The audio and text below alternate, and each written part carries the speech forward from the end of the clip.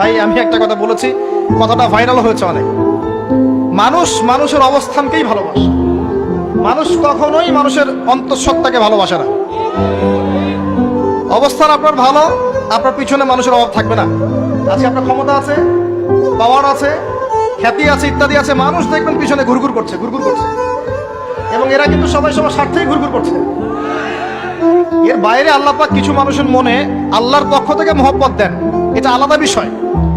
আপনি মানুষকে সন্তুষ্ট করতে পারবেন না। পরিবার, বাবা মা, ছেলে মেয়ে, বউ বাচ্চা, কাউকে সন্তুষ্ট করতে পারবেন না। 100% আপনি কাউকে সন্তুষ্ট করতে পারবেন না।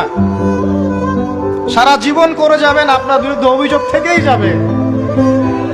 শুধু আল্লাহ রাব্বুল আলামিন অপেক্ষা করে বসে আছেন, আপনি কখন তওবা করে তার দিকে ফিরে আসবেন।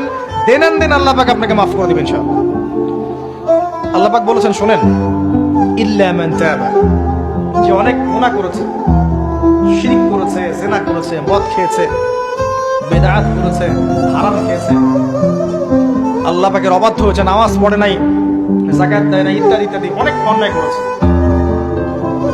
একদিন তওবা করে ফিরে এসেছে। আল্লাহ পাক বলেছেন ইল্লা মান তাবা, যে ব্যক্তি তওবা করে ফিরে আসলো, ওয়া আমানা, এবং ঈমান নিয়ে আসলো, ওয়া আমিলা আমালান সালিহান, এবং এখন থেকে সৎ আমল করা শুরু করলো, হোক সে নারী বা পুরুষ, যে কেউ, যে কোনো বয়সের, যে কোনো বর্ণের, যে কোনো ভাষার, যে কোনো দেশের, এগুলো কিচ্ছু যায় আসে না আল্লাহ পাকের। ইন্নাল্লাহা লা ইয়ানজুরু ইলা আজসামিকুম ওয়ালা ইলা সুওয়ারিকুম ওয়ালাকিন ইয়ানজুরু ইলা কুলুবিকুম ওয়া আমালিকুম।